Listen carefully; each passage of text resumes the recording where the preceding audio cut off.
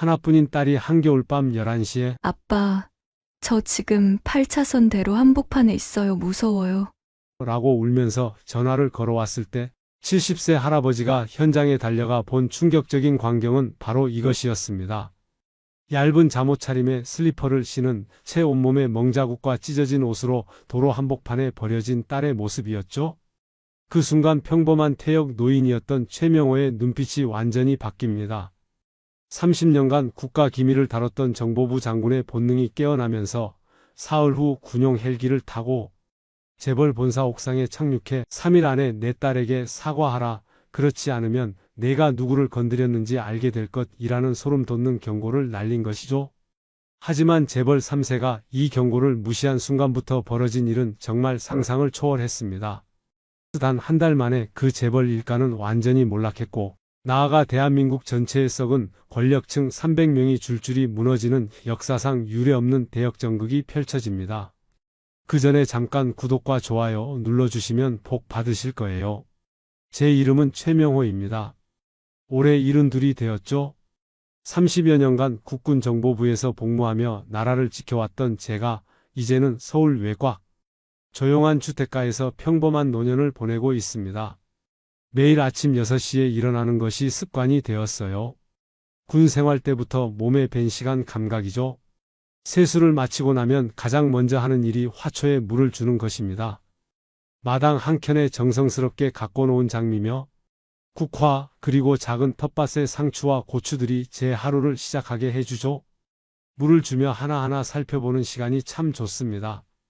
전에는 국가 기밀을 다루며 긴장의 연속이었는데 이제는 이렇게 조용한 시간을 가질 수 있다는 것이 감사하더군요. 아침 식사를 마친 후에는 동네 한 바퀴 산책을 나갑니다. 약 30분 정도 걸리는 코스인데 길에서 만나는 이웃들과 인사를 나누는 것도 소소한 즐거움이에요. 장군님, 오늘도 일찍 나오셨네요 라고 말하는 분들이 계시지만 저는 그냥 최 아저씨라고 불러주세요 라고 말씀드립니다. 이제는 계급이나 지위보다는 그냥 평범한 아버지, 평범한 이웃으로 살고 싶거든요.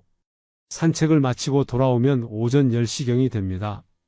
그때부터는 동네 노인정에서 바둑을 두죠. 박 할아버지, 김 할아버지와 함께 두는 바둑이 하루 중 가장 즐거운 시간이라고 할 수 있어요.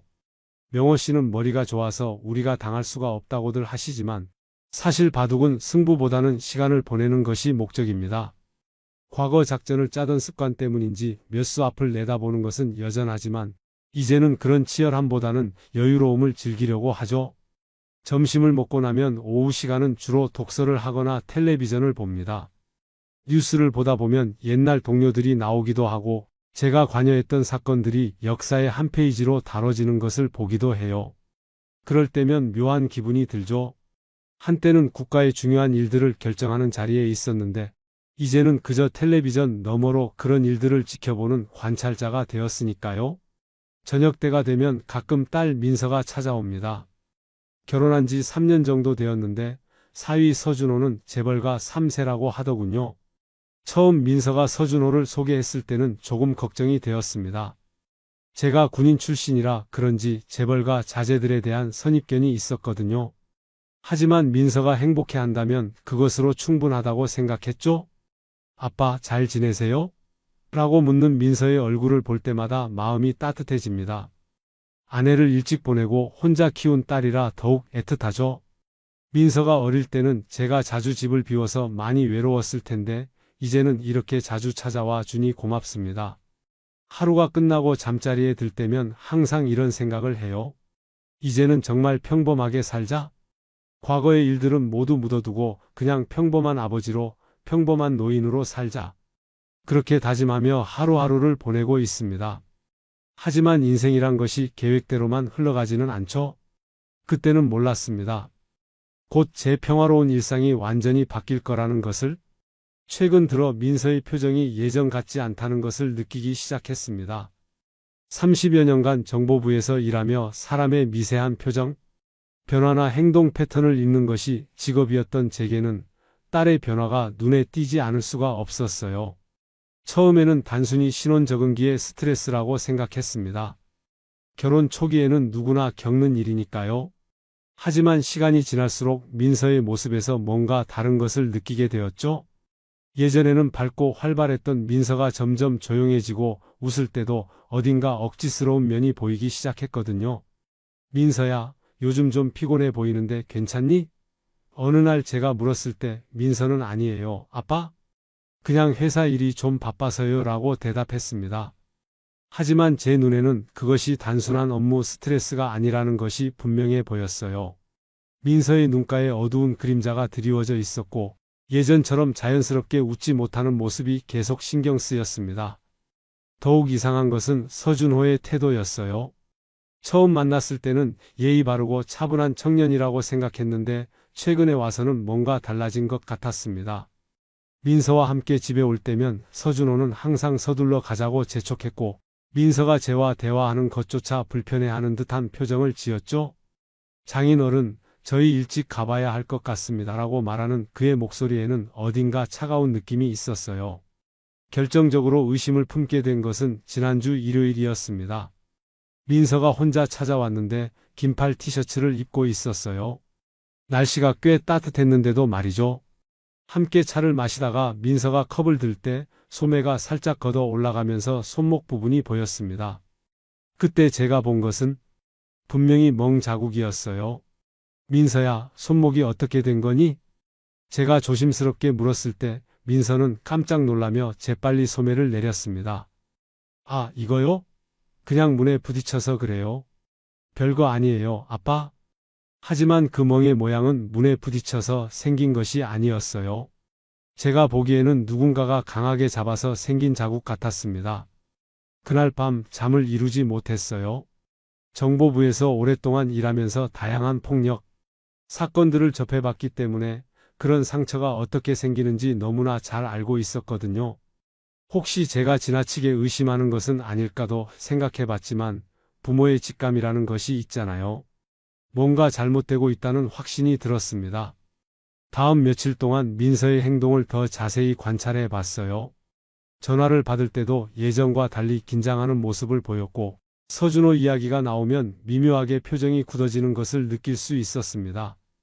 특히 서준호가 전화를 걸어올 때면 민서의 목소리가 확연히 작아지고 조심스러워지는 것이 눈에 띄었죠.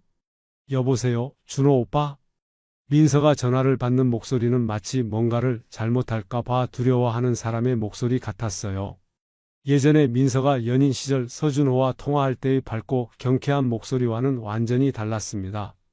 저는 서서히 확신하게 되었어요. 제 딸이 위험에 처해 있다는 것을. 하지만 섣불리 행동할 수는 없었습니다. 만약 제가 잘못 판단한 것이라면 민서의 결혼 생활에 큰 상처를 줄 수도 있으니까요. 그래서 더 확실한 증거를 기다리기로 했습니다. 하지만 마음 한구석에서는 이미 과거의 본능이 깨어나고 있었어요. 30년간 국가를 지키며 악과 맞서 싸웠던 그 시절의 감각들이 서서히 되살아나고 있었습니다. 만약 정말로 누군가가 제 딸을 해치고 있다면 그냥 두고 볼 수는 없는 일이었죠. 그날은 12월 중순, 겨울 추위가 매섭게 몰아치는 밤이었습니다. 시계가 밤 11시를 가리키고 있을 때 갑자기 제 휴대폰이 울렸어요. 발신자는 민서였습니다. 이 시간에 전화가 오는 것도 이상했지만 민서의 목소리를 듣는 순간 제 가슴이 철렁 내려앉았습니다. 아빠. 민서의 목소리는 심하게 떨리고 있었어요. 마치 극도의 공포에 휩싸인 사람의 목소리 같았습니다. 저 지금 8차선 대로 한복판에 있어요. 편의점 앞이에요. 아빠, 무서워요. 민서야, 무슨 일이야? 지금 어디라고 했니? 제가 다급하게 물었지만 민서는 제대로 대답하지 못했어요. 흐느끼는 소리만 들려왔습니다. 아빠, 빨리 와주세요, 제발. 그리고 전화가 끊어졌죠. 제가 30년간 정보부에서 일하면서 수많은 위기 상황을 겪어봤지만 그때만큼 급박했던 적은 없었어요. 재빨리 옷을 챙겨 입고 차 키를 집어들었습니다. 민서가 말한 8차선 대로는 집에서 약 15분 거리에 있는 곳이었어요. 하지만 그 15분이 평생 중 가장 길게 느껴졌습니다. 차를 몰면서 머릿속으로는 온갖 최악의 상황들이 스쳐 지나갔어요. 민서에게 무슨 일이 생긴 건지, 왜 한밤중에 대로 한복판에 혼자 있는 건지 엑셀러레이터를 밟는 발에 힘이 들어갔습니다. 8차선 대로에 도착했을 때의 그 광경을 평생 잊을 수 없을 거예요. 도로 중앙 분리대 근처 편의점 앞 가로등 아래에 누군가가 웅크리고 앉아 있었습니다. 차에서 내려 그쪽으로 뛰어가는 순간 그 사람이 민서라는 것을 확인할 수 있었어요. 민서야? 제가 부르자 민서가 고개를 들었습니다. 그 순간 제 심장이 멈추는 줄 알았어요. 민서의 모습은 참혹했습니다.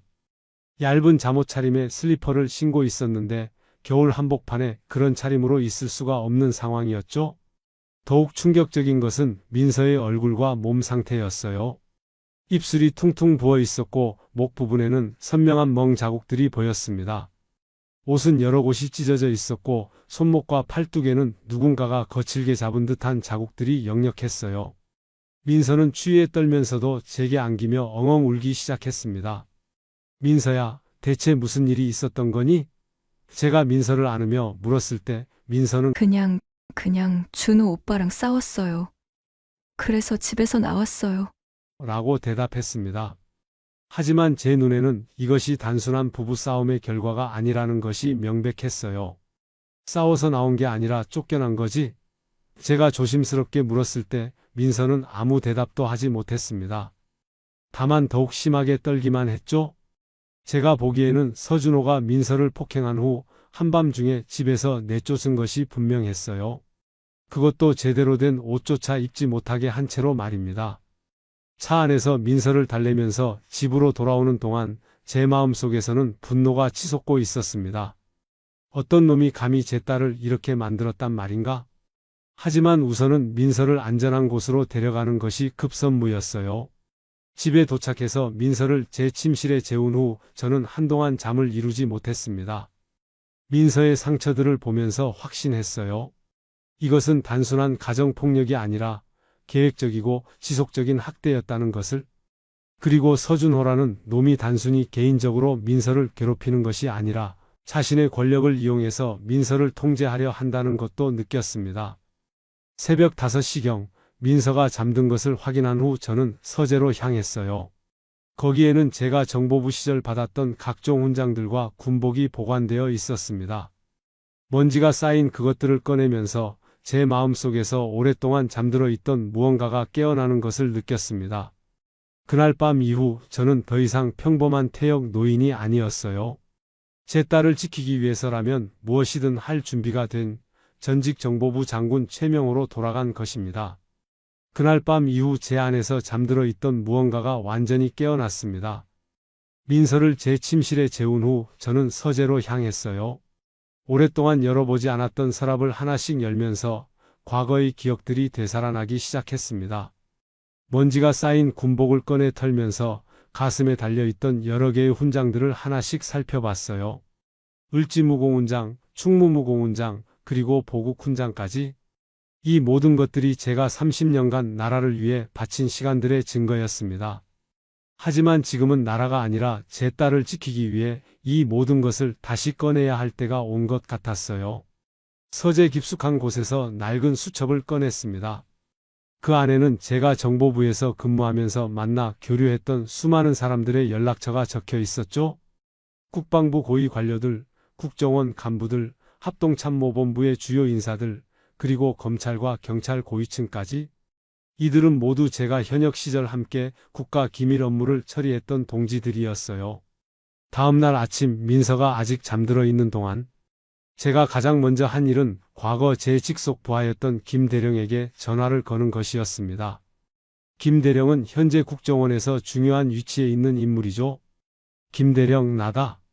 최명호다. 제가 말하자 전화 너머로 놀라는 기색이 역력했어요. 장군님, 정말 오랜만입니다.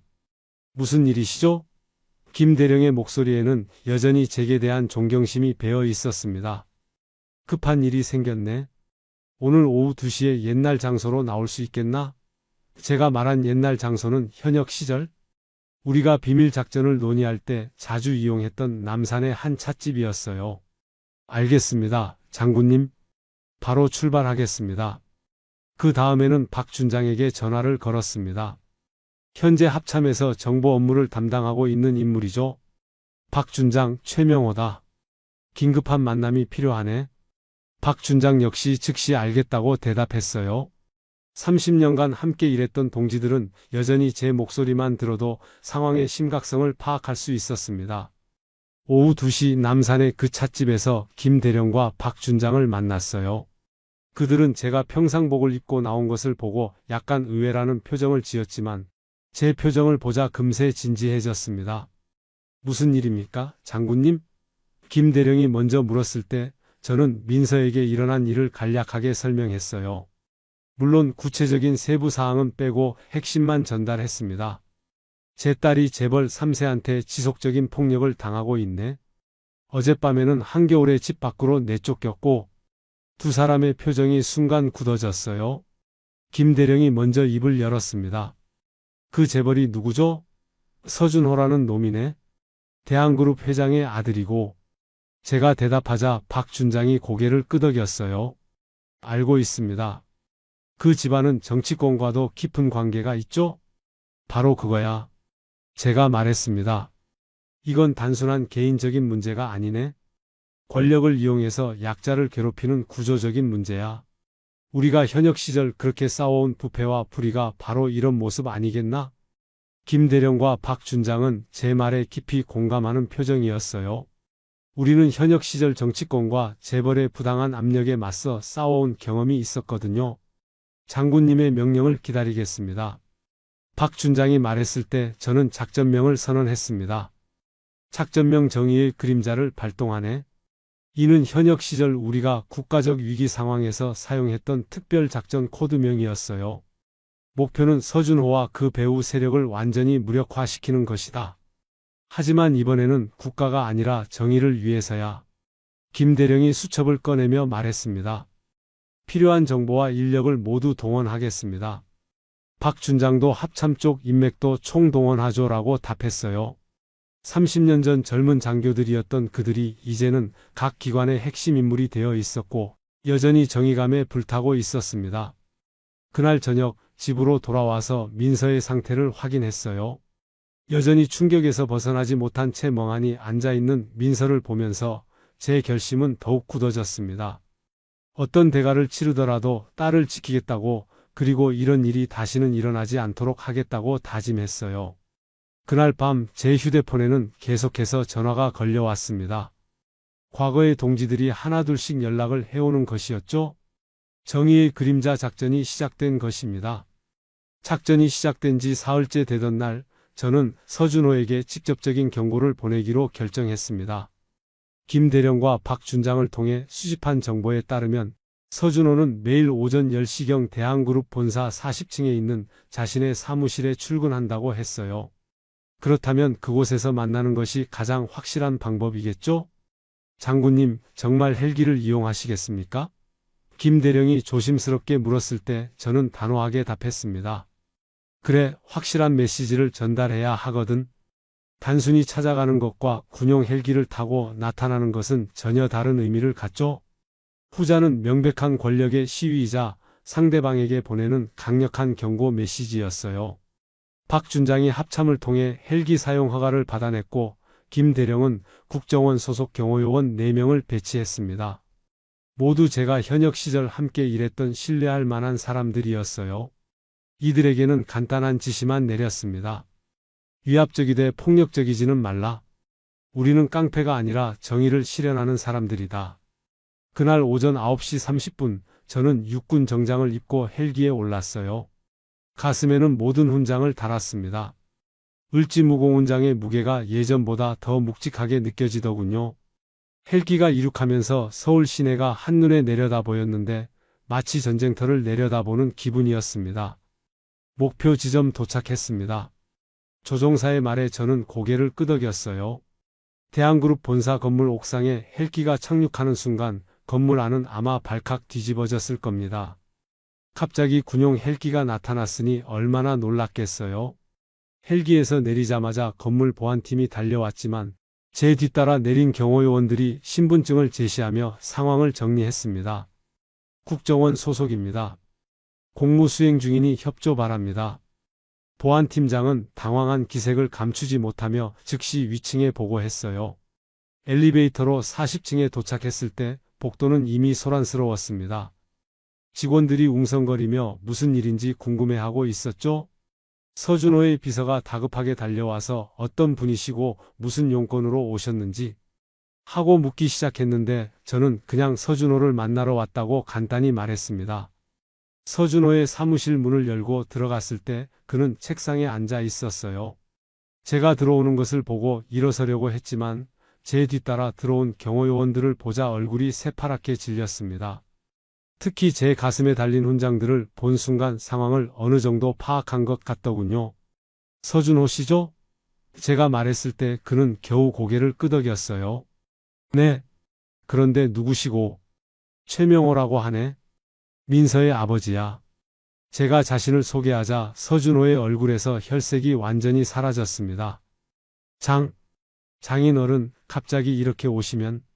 서준호가 더듬거리며 말하기 시작했는데 저는 손을 들어 그를 제지했어요. 말은 나중에 하고 일단 내 말부터 들어보게. 저는 서준호의 책상 앞에 서서 천천히 말하기 시작했습니다. 3일 전 밤에 무슨 일이 있었는지 알고 있네. 내 딸을 어떻게 했는지도 다 알고 있고. 서준호는 아무 말도 하지 못한 채 떨고만 있었어요. 나는 30년간 이 나라를 지키며 살아왔네. 그동안 온갖 악과 맞서 싸워왔지. 하지만 내 딸을 괴롭히는 놈이 이렇게 가까이 있을 줄은 몰랐어. 제 목소리는 조용했지만 사무실 안의 긴장감은 극도로 높아져 있었습니다. 지금부터 내가 하는 말을 똑똑히 들어라. 저는 서준호의 눈을 똑바로 쳐다보며 말했어요. 3일 안에 내 딸에게 무릎 꿇고 사과해라. 그리고 다시는 손가락 하나 대지 마라. 만약 이 약속을 지키지 않는다면. 저는 잠시 말을 멈추고 서준호의 반응을 살폈어요.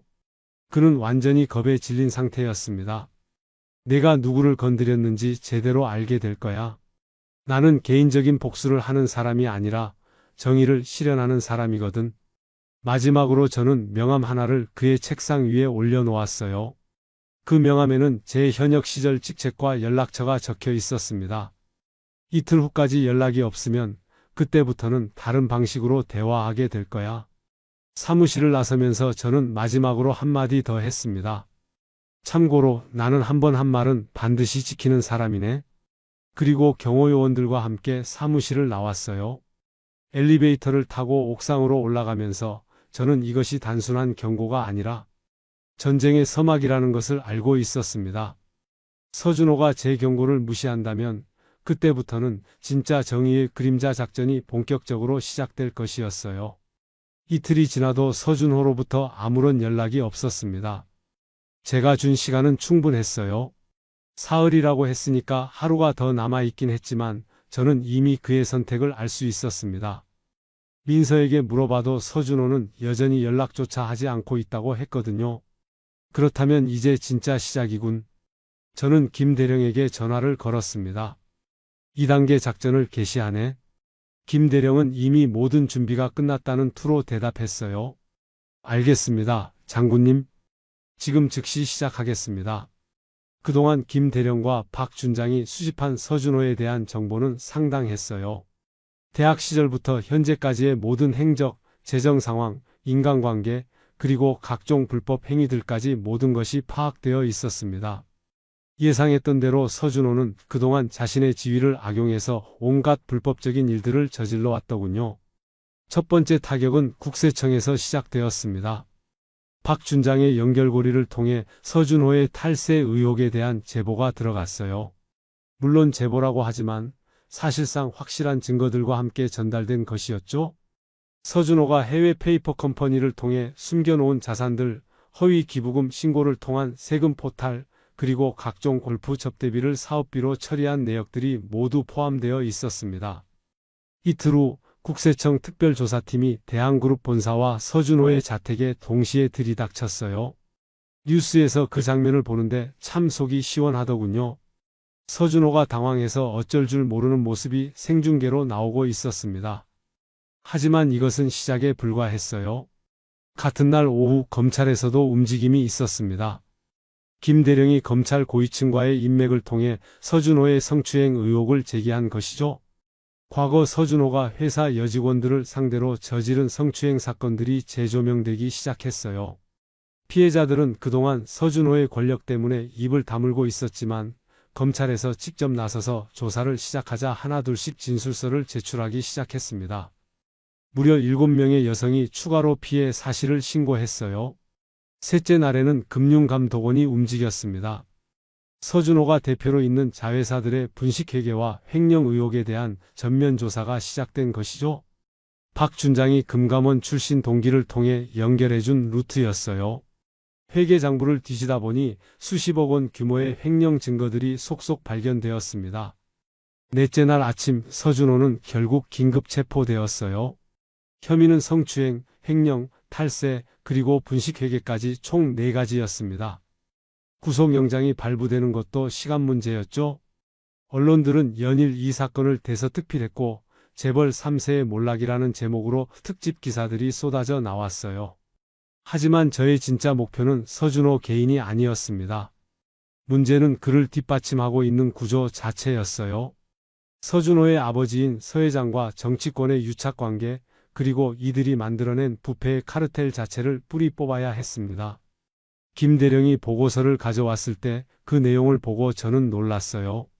서 회장이 지난 10년간 정치인들에게 건넨 돈의 규모가 수백억 원에 달했거든요. 국회의원, 고위공무원, 심지어 판사들까지 포함되어 있었습니다. 이건 단순한 개인 비리가 아니라 국가적 차원의 부패 카르텔이군. 제가 말하자 김 대령도 고개를 끄덕였어요.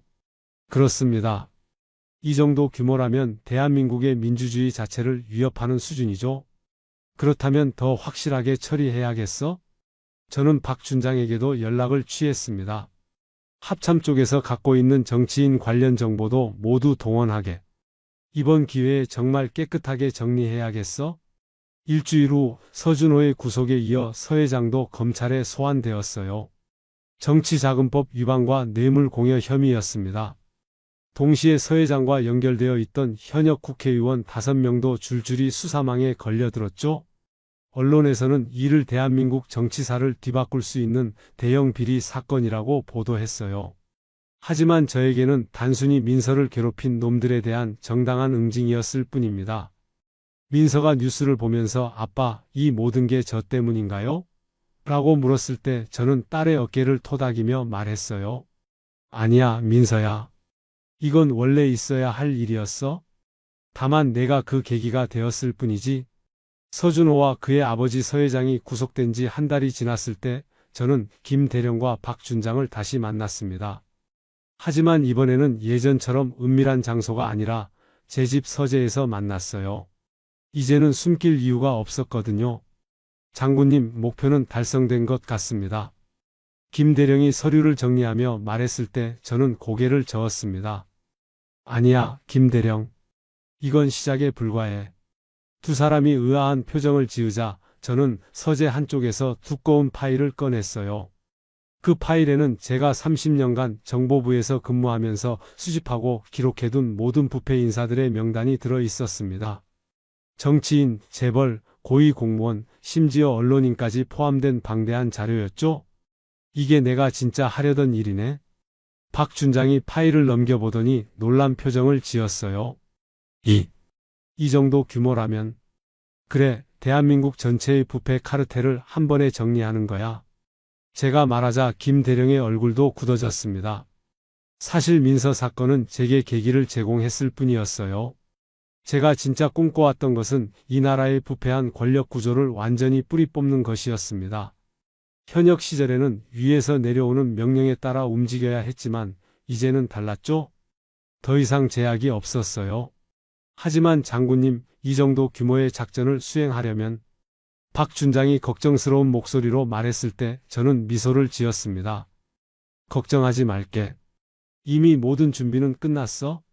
지난 한 달 동안 서준호 사건을 처리하면서 저는 동시에 더 큰 그림을 그리고 있었거든요. 각 기관의 핵심 인물들과 연락을 취하고 과거의 인맥들을 총동원해서 전국적인 네트워크를 구축했어요.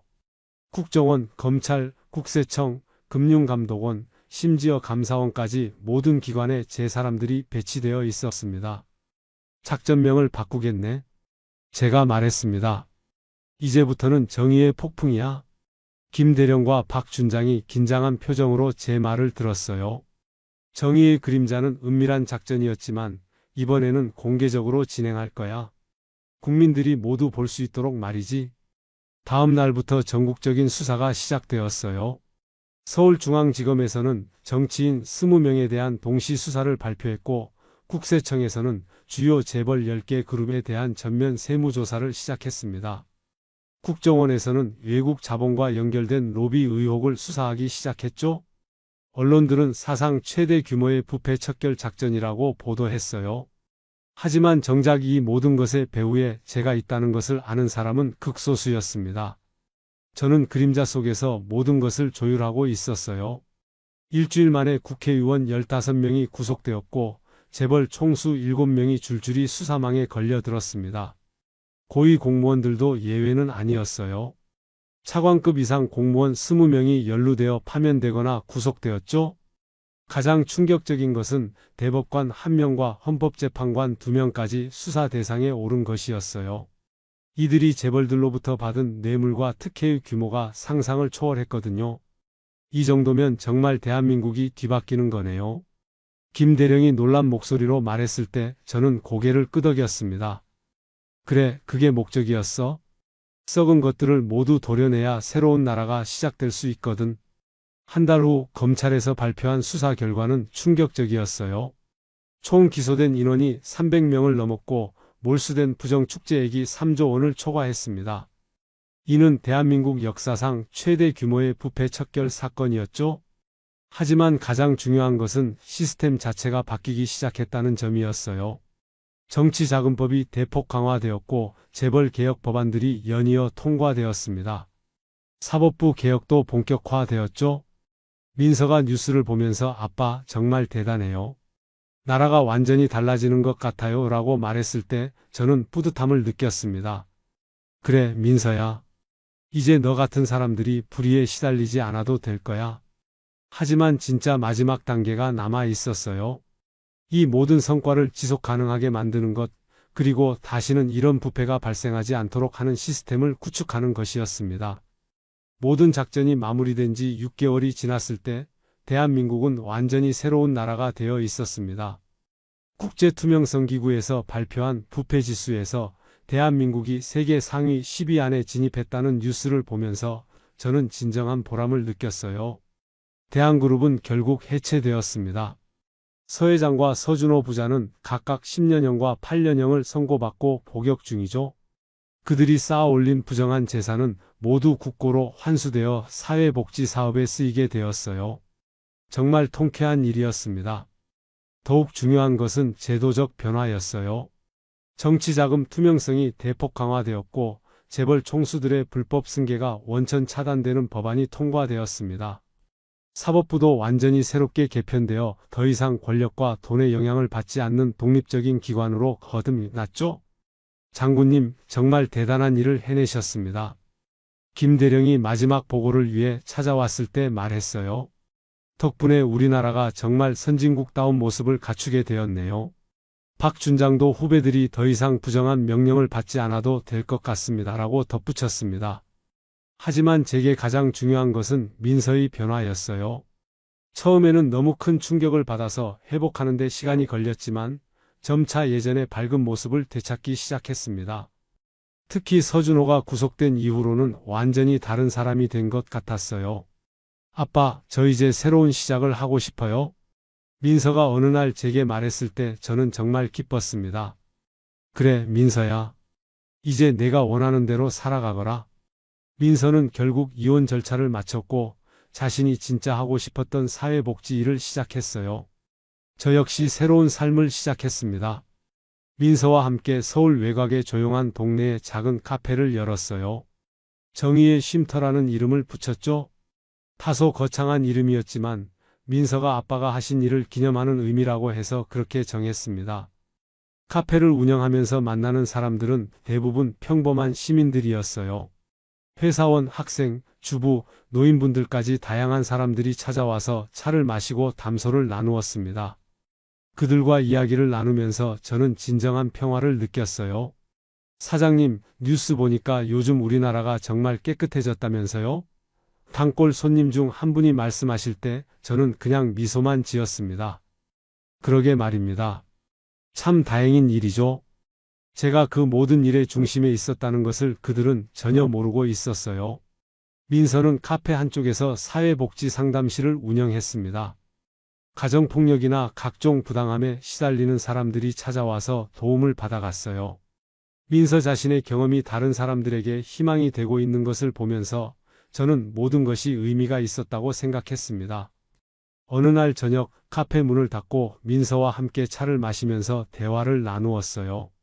아빠, 정말 고마워요. 아빠가 아니었다면 저는 아직도 그 지옥 같은 생활을 하고 있었을 거예요. 민서의 말에 제 가슴이 뭉클해졌습니다. 민서야, 아빠는 그냥 아버지로서 당연한 일을 했을 뿐이야. 하지만 그 과정에서 이 나라의 많은 것들이 바뀔 수 있어서 더욱 의미가 있었던 것 같아.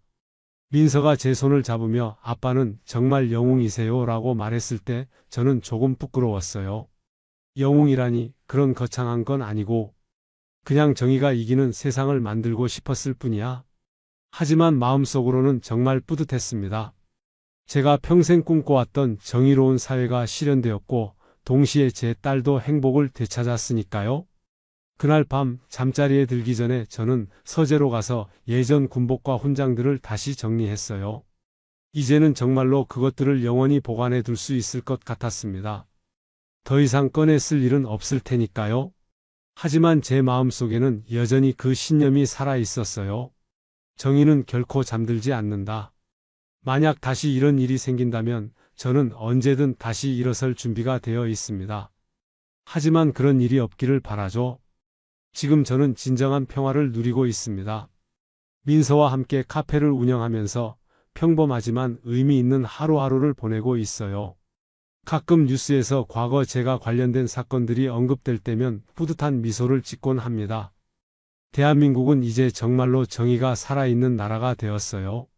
그리고 저는 그 변화의 한가운데에서 제 딸과 함께 새로운 삶을 시작했습니다. 이보다 더 완벽한 결말이 있을까요? 오늘도 귀한 시간 내어 끝까지 시청해 주신 구독자 여러분 진심으로 감사드립니다. 오늘의 이야기가 마음을 울렸다면 구독과 좋아요, 댓글 부탁드립니다. 임산부! 딸 베고 있는 게 무슨 임산부야? 소중하긴 뭐가 소중해? 딸 낳아서 뭐 하겠다는 거야? 딸이라는 이유만으로 시아버지에게 폭행당한 임산부, 과연 이 가정에서 벗어날 수 있을까요?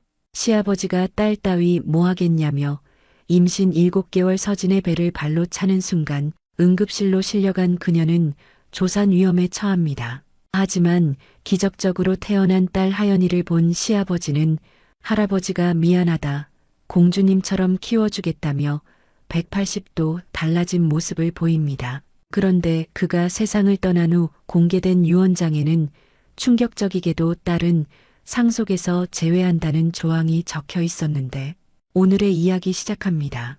그 전에 잠깐 구독과 좋아요 눌러주시면 복 받으실 거예요. 아침 6시 알람이 울리기 전에 저는 이미 눈을 떴습니다. 임신 7개월 차가 되니 밤잠을 제대로 이루기가 어려워졌어요. 뱃속 아이가 자꾸 발로 차는 통에 잠들었다가도 깨어나곤 했죠. 하지만 그런 작은 움직임조차 제겐 소중했습니다. 내 뱃속에서 자라나는 새 생명이 얼마나 신비로운지 몰라요. 조용히 침대에서 일어나 부엌으로 향했습니다. 시아버지 문태성 어르신은 아침 7시 정각에 식사를 하시는 분이거든요. 늦어지면 기분이 상하시니까 미리미리 준비해 드려야 했어요. 남편 지우는 아직 깊은 잠에 빠져 있었죠. 요즘 회사 일이 바쁘다고 하시니 좀 더 재워드리고 싶었습니다. 부엌에서 쌀을 씻으며 오늘 메뉴를 생각해 봤어요. 시아버지께서 좋아하시는 된장찌개와 김치전, 그리고 삼치구이를 준비하기로 했습니다. 임신 중이라 몸이 무거웠지만 가족을 위해 정성껏 음식을 만드는 일이 저에겐 기쁨이었어요. 특히 뱃속 아이를 위해서라도 영양가 있는 식단을 차려야 한다는 생각이 들었죠. 서진아, 뭐 하고 있나? 시아버지의 목소리가 들려왔습니다. 평소보다 일찍 일어나신 모양이에요. 급히 앞치마를 두르고 인사를 드렸죠. 아버님, 안녕하세요. 아침 준비하고 있었어요. 아침은 됐고 병원에서 검사 결과 나왔다며? 뭐라고 하던가? 순간 가슴이 철렁했습니다. 어제 산부인과에서 받은 초음파 검사 결과를 말씀하시는 거였어요. 아이의 성별이 확실해졌다는 얘기였죠. 사실 지훈이에게만 먼저 말했는데 벌써 시아버지께 전해진 모양이었습니다. 그게요, 아버님. 지훈이가 딸이라고 하더구나. 시아버지의 표정이 순식간에 굳어졌어요. 그동안 손자를 얼마나 기다리셨는지 알고 있었기 때문에 이런 반응이 나올 줄은 예상했지만 실제로 마주하니 숨이 막혔습니다. 아직 확실하지 않을 수도. 확실하다고 했잖아. 이 집안에 대체 뭔 일이 일어난 거야? 시아버지의 목소리가 점점 커졌어요. 아침 일찍부터 이런 소리를 듣게 될 줄 몰랐습니다. 임산부에게 스트레스가 좋지 않다는 걸 아시면서도 이러시니 마음이 아팠어요. 딸이면 어떻습니까? 요즘 세상에 아들, 딸 가리는 게 어디 있어요. 제가 조심스럽게 말씀드렸지만 시아버지의 분노는 더욱 커져만 갔습니다. 평생을 남아선호 사상 속에서 살아오신 분이라 이해할 수 없다는 표정이셨어요. 이 집안 가문을 누가 이어받는단 말이야? 딸은 시집 가면 남의 집 사람이 되는 건데. 그 말을 들으니 가슴이 답답해졌습니다. 뱃속 아이가 딸이라고 해서 덜 소중한 건 아닌데 왜 이렇게 차별을 두시는 건지 이해가 안 됐어요. 하지만 어른에게 대들 순 없어서 고개만 숙이고 있었죠. 이때 지훈이 부엌으로 들어왔습니다. 아마 큰 소리에 잠이 깬 모양이에요. 아버지, 무슨 일이세요? 지훈아, 너도 참 한심하다 딸을 낳는다니. 이게 말이 되나? 지훈이는 당황한 표정으로 저를 바라봤어요.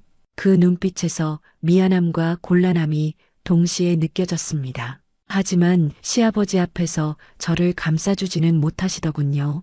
아버지, 딸이든 아들이든 소중한 우리 아이입니다. 지훈이가 용기를 내어 말했지만 목소리에 확신이 부족했어요. 시아버지 앞에서 어쩔 줄 몰라 하는 모습이 역력했습니다. 저는 그런 남편을 보며 마음 한편이 서늘해졌어요. 소중하긴 뭐가 소중해. 딸 낳아서 뭐 하겠단 거야? 시아버지의 분노가 절정에 달했습니다. 평소에도 고집이 센 분이셨지만 이렇게까지 화를 내시는 건 처음 봤어요. 손자에 대한 기대가 얼마나 컸는지 알 수 있었죠. 아버님, 제발 진정하세요. 임산부한테 이러시면. 제가 조심스럽게 말씀드렸지만 시아버지는 더욱 격분하셨습니다. 임산부! 딸 베고 있는 게 무슨 임산부야? 그 순간이었어요. 문태성 어르신이 화에 못 이겨 발로 제 배를 걷어차셨습니다. 순간 극심한 통증이 온몸을 휩쓸었어요. 뱃속 아이가 위험하다는 생각밖에 들지 않았습니다. 비명을 지르며 바닥에 주저앉았어요. 하복부에서 찢어지는 듯한 아픔이 계속됐습니다. 무엇보다 아이가 걱정됐어요. 7개월 된 아이에게 무슨 일이 생기면 어떡하죠? 서진아, 괜찮아? 지훈이가 급히 달려와 저를 부축했습니다. 하지만 통증은 가라앉지 않았어요. 오히려 점점 더 심해지는 것 같았죠. 아버지, 이게 뭐 하시는 짓이에요? 지훈이가 시아버지에게 소리쳤지만 이미 늦었습니다. 저는 계속해서 복부 통증을 호소했고 옷에 피가 묻어나기 시작했어요. 병원에 가야 해요. 제가 간신히 말했고 지훈이는 급히 차 열쇠를 들고 저를 안아 올렸습니다. 시아버지는 그제야 사태의 심각성을 깨달으신 듯 얼굴이 하얗게 질렸어요. 이게 무슨... 하지만 저에겐 시아버지의 당황한 모습보다 뱃속 아이의 안전이 우선이었습니다. 차 안에서도 계속되는 통증 때문에 의식을 잃을 뻔했어요. 응급실에 도착했을 때 의료진들이 급히 저를 응급처치실로 옮겼습니다. 초음파 검사 결과 다행히 아이는 무사했지만 조산 위험이 있다고 했어요. 절대 안정이 필요하다는 의사의 말에 온몸에 힘이 빠졌습니다. 환자분, 어떻게 다치신 건가요? 의사가 물었지만 선뜻 대답하기 어려웠어요. 시아버지가 발로 찼다고 말하면 큰 문제가 될 것 같았거든요. 지훈이도 옆에서 난처해하는 표정이었습니다. 넘어졌어요. 계단에서 거짓말을 할 수밖에 없었어요. 하지만 의사는 상처의 모양을 보더니 의심스러운 눈빛을 보냈습니다. 계단에서 넘어져서 생긴 상처 같지 않은데요. 혹시 다른 외부 충격이 정말 넘어진 거예요. 제가 다시 한번 강조했고 의사는 더 이상 묻지 않았습니다. 하지만 그 시선에서 뭔가를 눈치챈 것 같았어요. 입원실에서 링거를 맞으며 천장을 바라봤습니다. 뱃속 아이가 조용해진 게 더욱 걱정됐어요. 평소보다 움직임이 적은 것 같았거든요. 혹시 시아버지의 폭력 때문에 아이에게 무슨 일이 생긴 건 아닐까 하는 불안감이 계속 들었습니다. 지훈이가 병실 문을 열고 들어왔어요. 얼굴에 걱정과 미안함이 가득했습니다. 서진아, 미안해. 정말 미안해. 하지만 저는 그런 사과가 무슨 소용인지 의문이었어요. 진작에 시아버지를 말렸어야 했는데 아내와 아이가 위험에 처할 때까지 방관만 했으니까요. 지훈 씨, 정말 미안하다고 생각하세요? 병실의 정적 속에서 제가 조용히 물었습니다. 지훈이는 제 손을 잡으려 했지만 저는 슬그머니 손을 빼버렸어요. 지금은 그런 위로가 필요한 게 아니었거든요. 당연하지. 아버지가 그렇게까지 하실 줄 몰랐어. 정말 미안해. 몰랐다고요? 정말로요? 제 목소리에 차가움이 묻어났습니다. 시아버지가 평소 딸에 대해 어떤 생각을 갖고 계셨는지 지훈이 모를 리 없었어요. 결혼 전부터 아들을 낳아야 한다는 압박을 받아왔잖아요. 서진아, 화내지 마. 아버지한테 단단히 말씀드릴게. 말씀드린다고요? 그게 전부예요? 저는 믿기지 않았습니다. 시아버지가 저와 뱃속 아이에게 폭력을 휘둘렀는데 그저 말로만 해결하려고 하다니요. 이런 일이 다시 반복될 수 있다는 생각에 온몸이 떨렸어요. 그럼 어떻게 하길 원해? 아버지를 신고라도 하자는 거야? 지훈이의 말에서 짜증이 묻어났습니다. 가족 간의 문제를 크게 만들고 싶지 않다는 뜻이겠죠. 하지만 저에겐 이게 단순한 가족 갈등이 아니었어요. 제 아이의 생명이 위험에 처했던 일이었거든요. 최소한 우리끼리라도 따로 살면 안 될까요? 아이가 태어날 때까지만이라도. 그건 너무 극단적이야. 아버지도 후회하고 계실걸? 지훈이는 여전히 시아버지의 편을 들고 있었습니다. 저는 그런 남편을 보며 깊은 실망감을 느꼈어요. 정작 보호해야 할 아내와 아이보다 아버지가 더 중요한 모양이었죠. 극단적이라고요? 제가 극단적인 거예요. 아니면 아버님이 극단적이신 거예요? 둘 다 좀 과했다고 생각해. 아버지도 너무 화를 내셨고 너도 너무 민감하게 받아들이는 것 같고 그 말을 듣는 순간 가슴이 무너지는 것 같았어요. 민감하게 받아들인다고요? 배를 발로 차인 게 민감한 반응이라는 건가요? 저는 더 이상 할 말이 없었습니다. 알겠어요. 제가 너무 민감했나 보네요. 서진아, 그런 뜻이 아니라. 됐어요. 이제 좀 쉬고 싶어요. 지훈이는 더 말하려 했지만 저는 고개를 돌려버렸습니다. 남편마저 이해해주지 않는다면 저는 혼자서라도 아이를 지켜야겠다고 생각했어요. 사흘 후 퇴원을 하게 됐습니다. 의사는 절대 안정을 당부하며 스트레스를 받지 말라고 거듭 강조했어요. 하지만 그 집으로 다시 돌아간다면 스트레스를 받지 않는 게 가능할까요? 서진아, 집에 가자. 지훈이가 병원 로비에서 말했지만 저는 고개를 저었습니다. 저는 친정에 가려고 해요. 갑자기 왜? 아버지가 사과하고 싶어 하신다고. 사과요? 진심으로요? 저는 냉소적으로 웃었어요. 며칠 전까지만 해도 딸은 쓸모없다고 하시던 분이 갑자기 사과를 하고 싶어 하신다니 믿기지 않았습니다. 물론이야. 많이 후회하고 계셔. 그래도 전 친정에서 출산 준비를 하고 싶어요. 엄마가 도와주시겠다고 하셨거든요.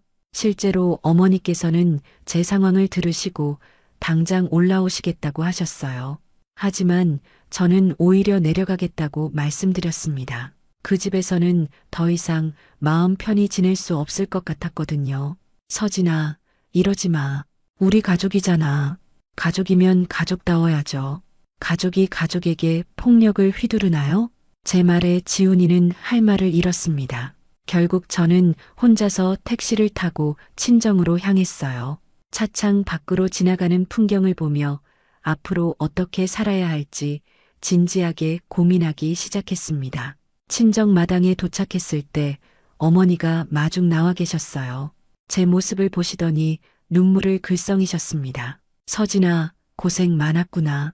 어머니의 따뜻한 품에 안기니 그동안 참았던 눈물이 터져 나왔어요. 이곳에서라도 편안하게 아이를 낳을 수 있을 것 같았습니다. 친정에서의 나날들은 그동안 잊고 있던 평온함을 되찾아 주었습니다. 어머니는 매일 아침 따뜻한 미역국을 끓여주시며 제 몸조리를 도와주셨어요. 아버지도 말씀은 많이 하지 않으셨지만 가끔 과일을 깎아서 갖다 주시곤 했습니다. 서진아, 뱃속 아이가 많이 움직이는구나. 어머니가 제 배를 만지시며 미소를 지으셨어요. 정말로 아이가 이전보다 활발하게 움직이고 있었습니다. 스트레스가 줄어들어서 그런 것 같았어요. 네, 엄마. 여기 와서 아이가 더 건강해진 것 같아요. 그럼 그렇지. 엄마 뱃속에 있는 아이는 엄마 마음을 다 안단다. 내가 마음 편해야 아이도 편하지. 어머니의 말씀이 가슴에 와닿았습니다. 그동안 시댁에서 받은 스트레스가 얼마나 컸는지 새삼 깨달았어요. 여기서는 딸이든 아들이든 상관없이 그저 건강하게 태어나기만 바라는 마음뿐이었거든요. 하지만 평화로운 시간도 오래가지 않았습니다. 지훈이가 며칠에 한 번씩 전화를 걸어왔어요. 처음에는 안부를 묻는 정도였지만 점점 집으로 돌아오라는 말이 많아졌습니다. 서진아, 아버지가 정말 많이 후회하고 계셔. 직접 사과하고 싶어 하시는데 전화로도 사과할 수 있잖아요. 그게 아니라 직접 보고 싶어 하신다고. 손녀를 기다리고 계시다니까. 손녀를 기다린다는 말에 저는 속으로 씁쓸하게 웃었습니다. 불과 며칠 전까지만 해도 딸이라고 해서 폭력까지 휘두르셨던 분이 갑자기 손녀를 기다린다니요. 진심인지 의심스러웠어요. 지훈 씨, 정말 아버님이 변하셨다고 생각해요? 물론이야. 매일 후회한다고 하시는데 뭘 더 바라는 거야? 지훈이의 목소리가 점점 짜증 섞인 톤으로 변해갔습니다. 제가 너무 고집을 부린다고 생각하시는 모양이었어요. 그럼 제가 혹시 잘못 생각하고 있는 건 아닐까요? 아니야, 그런 게 아니라. 아무튼 집에 와서 직접 확인해봐. 전화를 끊은 후 저는 한참 동안 고민에 빠졌습니다. 정말 시아버지가 변하신 걸까요? 아니면 단순히 죄책감 때문에 일시적으로 그런 말씀을 하시는 걸까요? 그런데 며칠 후 예상치 못한 일이 일어났습니다. 시아버지가 직접 친정으로 찾아오신 거예요. 어머니가 급히 달려와서 알려주셨을 때 저는 깜짝 놀랐습니다. 서진아, 시아버님이 오셨다. 어떻게 할까? 여기까지 오셨다고요? 믿기 어려웠어요. 평생 자존심이 센 분이셨는데 며느리를 찾아 먼 길을 오시다니요.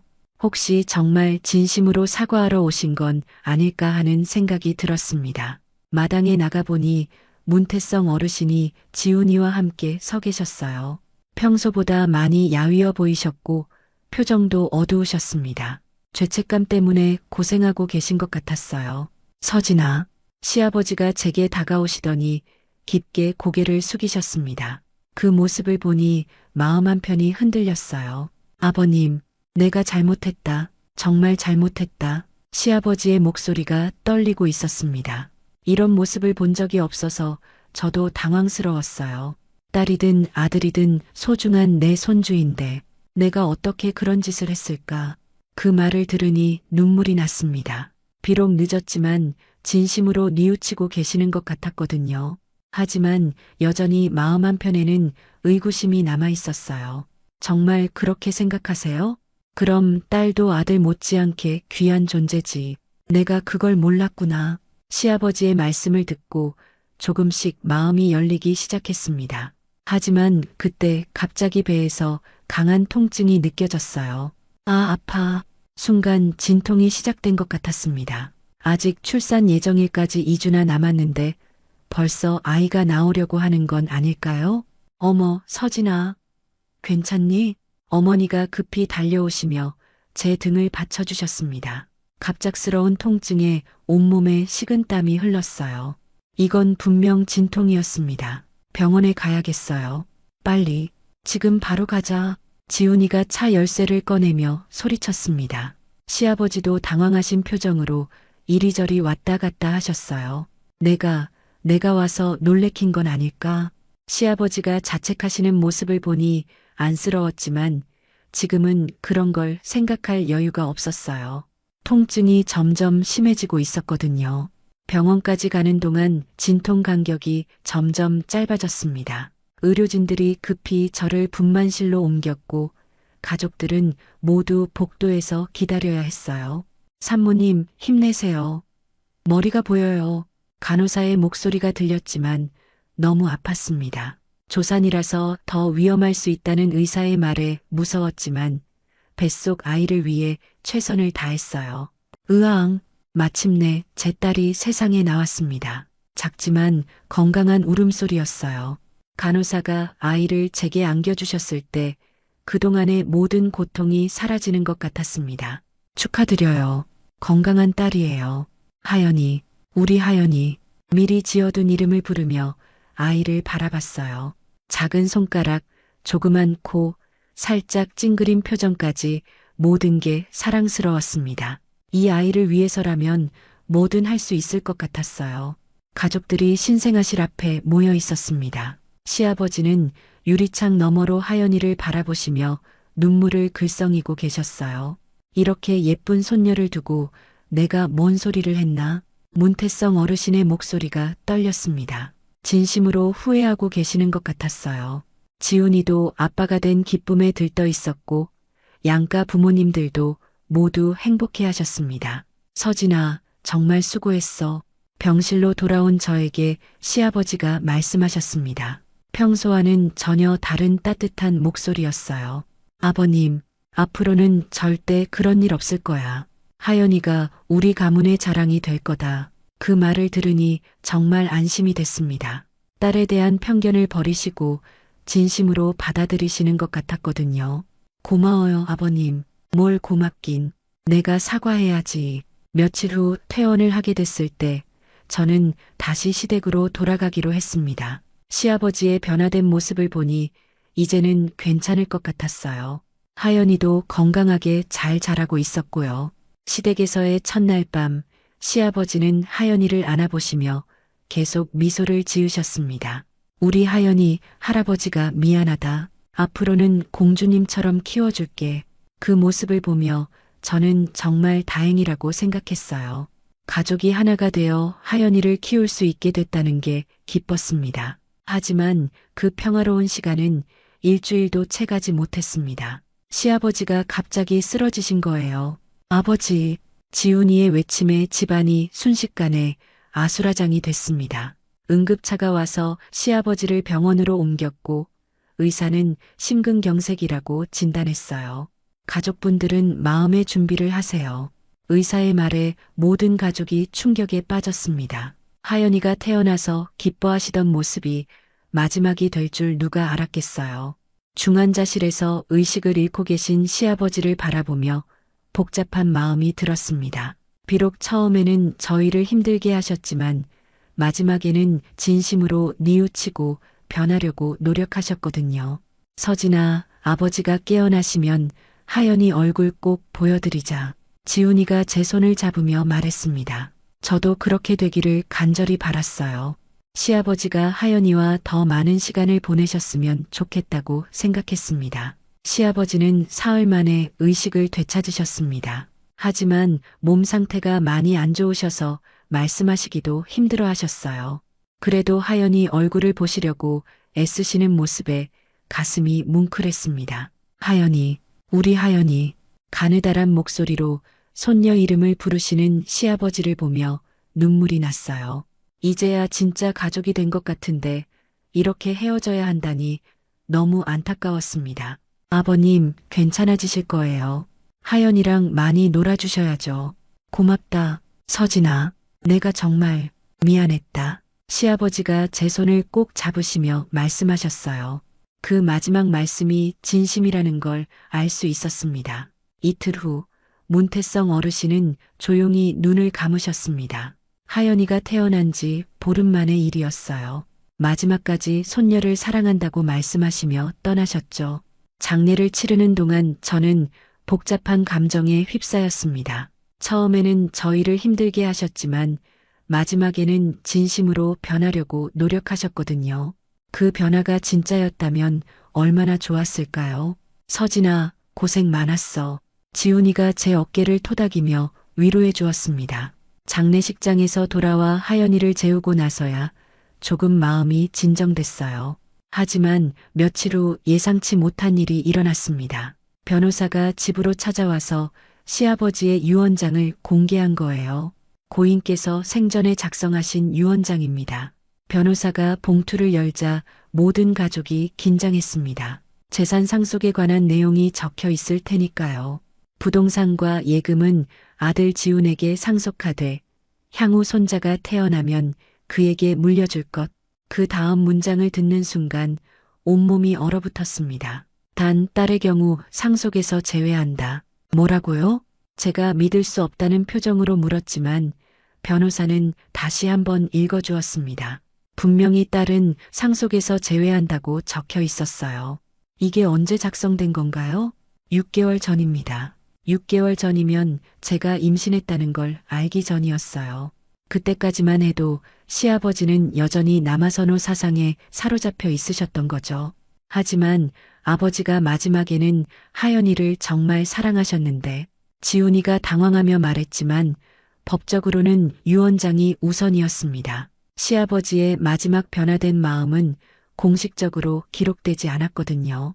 그럼 하연이는 아무것도 받을 수 없다는 말씀이신가요? 유언장의 내용이 명확하니까요. 법적으로는 딸에게 상속권이 없다고 명시되어 있습니다. 그 말을 듣는 순간 가슴이 무너지는 것 같았어요. 아무리 시아버지가 마지막에 변하셨다고 해도 결국 법적으로는 하연이를 차별하신 거였죠. 지훈 씨는 어떻게 생각해요? 저는 남편의 입장을 묻고 싶었습니다. 설마 이런 불공정한 유언을 그대로 따르지는 않겠죠? 법적으로는 어쩔 수 없는 것 같은데 아버지의 뜻이니까. 지훈이의 대답에 실망했습니다. 여전히 아버지 편을 드는 모습이었어요.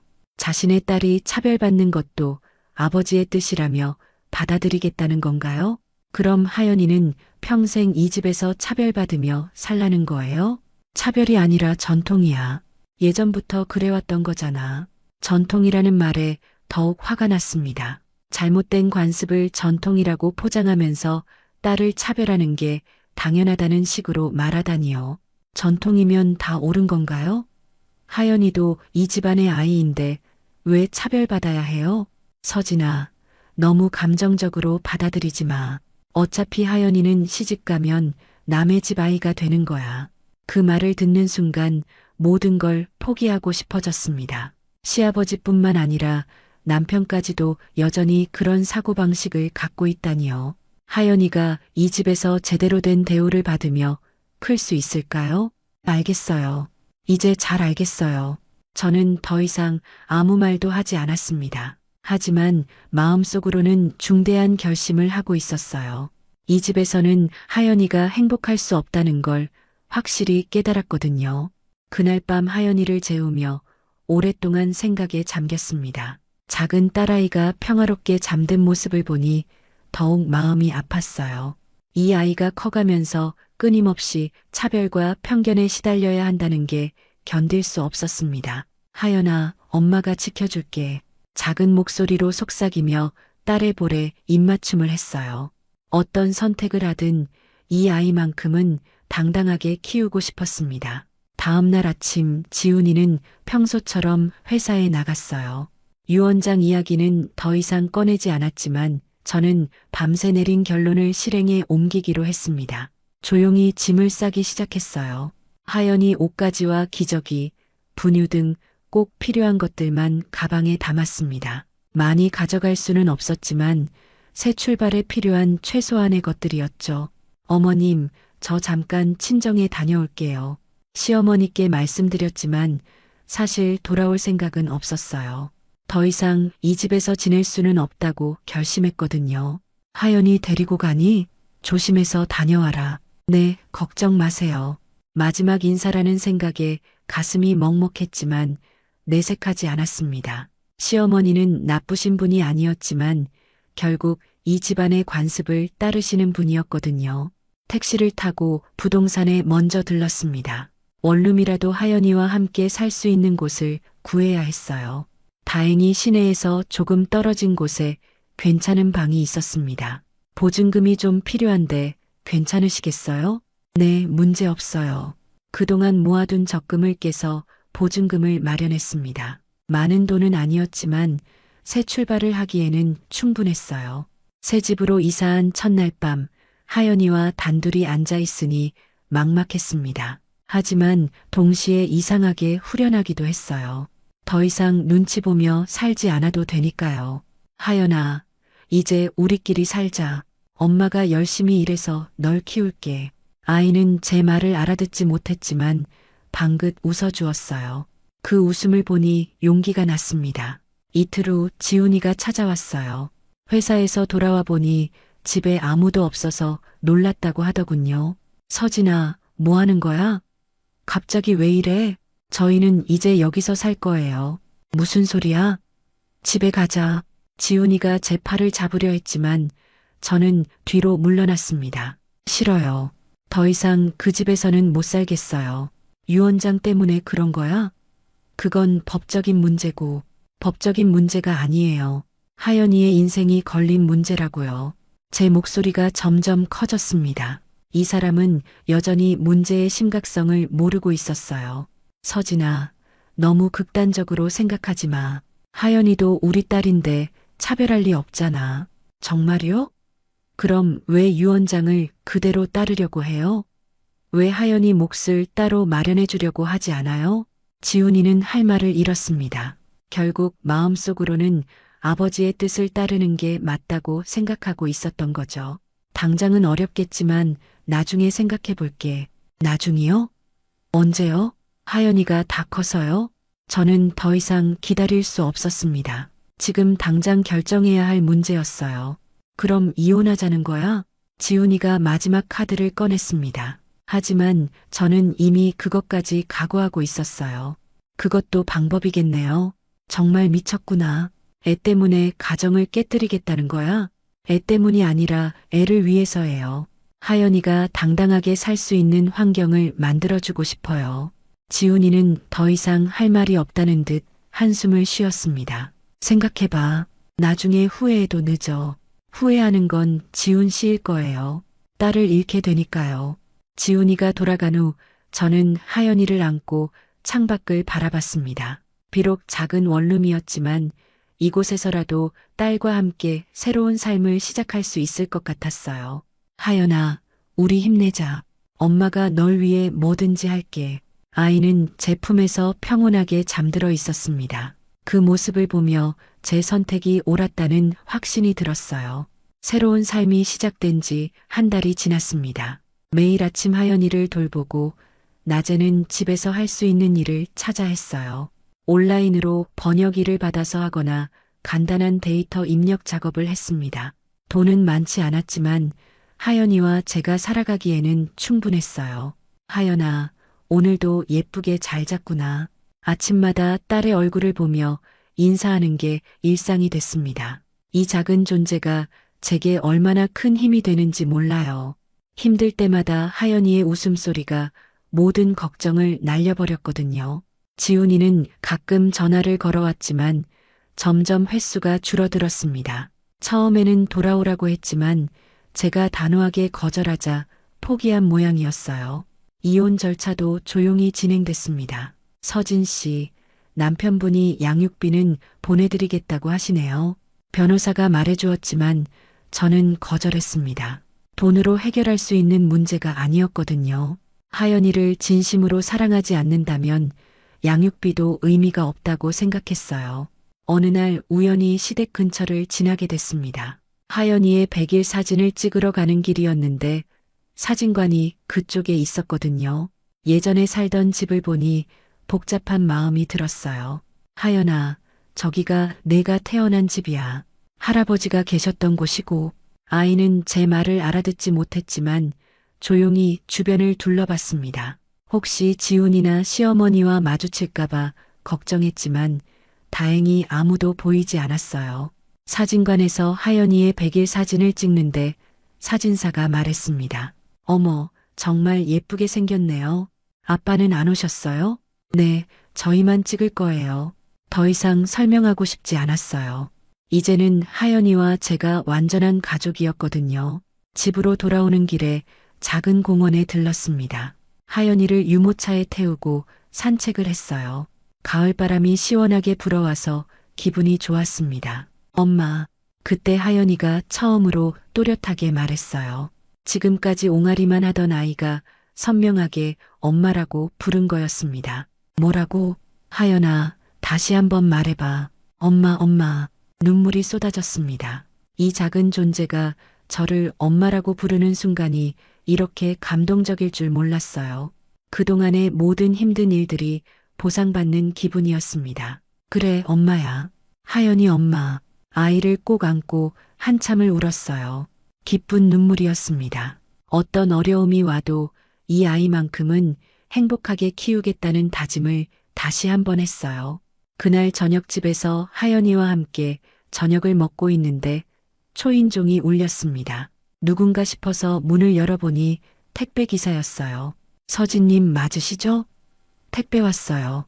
발신인을 보니 시댁 주소였습니다. 혹시 지훈이가 보낸 건가 싶어서 조심스럽게 열어봤어요. 안에는 낡은 노트 한 권이 들어있었고 시어머니의 편지가 함께 있었습니다. 서진아, 아버님 유품을 정리하다가 이걸 발견했다. 너에게 전해주고 싶어서 보낸다. 노트를 펼쳐보니 시아버지의 손글씨가 적혀 있었어요. 날짜를 보니 돌아가시기 며칠 전에 쓰신 것 같았습니다. 딸들이 더 많이 찾아온다. 아들은 바빠서 못 오는 날이 많은데 딸들은 자주 온다. 내가 잘못 생각했다. 딸도 아들 못지않게 소중한 존재구나. 서진이와 하연이에게 미안하다. 내 고집 때문에 상처를 줬다. 딸이든 아들이든 모두 귀한 내 자식이고 손자 손녀다. 그 글을 읽는 순간 또다시 눈물이 났습니다. 시아버지가 마지막에는 정말 마음을 바꾸셨던 거였어요. 하지만 이미 늦었습니다. 유언장은 바뀌지 않았고 저희는 이미 다른 길을 선택했으니까요. 하연아, 할아버지가 널 사랑하셨대. 비록 늦었지만 진심이었어. 아이는 제 무릎에 앉아서 장난감을 가지고 놀고 있었어요. 천진난만한 모습을 보니 이 아이만큼은 그런 아픈 과거에 얽매이지 않고 자유롭게 키우고 싶다는 생각이 들었습니다. 창밖으로 해가 지고 있었어요. 새로운 하루가 끝나고 또 다른 하루가 시작될 준비를 하고 있었습니다. 저희의 새로운 삶도 마찬가지였어요. 과거의 아픔은 뒤로 하고 앞으로만 나아가면 되는 거였습니다. 하연아, 우리 내일은 뭐하고 놀까? 아이가 방긋 웃으며 제게 팔을 뻗었어요. 그 작은 손을 잡고 저도 미소 지었습니다. 이제 더 이상 두렵지 않았어요. 딸이라는 이유로 차별받지 않는 세상에서 하연이를 당당하게 키울 자신이 생겼거든요. 앞으로 어떤 일이 일어날지 모르지만 하연이와 함께라면 무엇이든 해낼 수 있을 것 같았습니다. 우리만의 행복한 이야기를 써내려가면 되는 거니까요. 오늘도 귀한 시간 내어 끝까지 시청해주신 구독자 여러분 진심으로 감사드립니다. 오늘의 이야기가 마음을 울렸다면 구독과 좋아요, 댓글 부탁드립니다.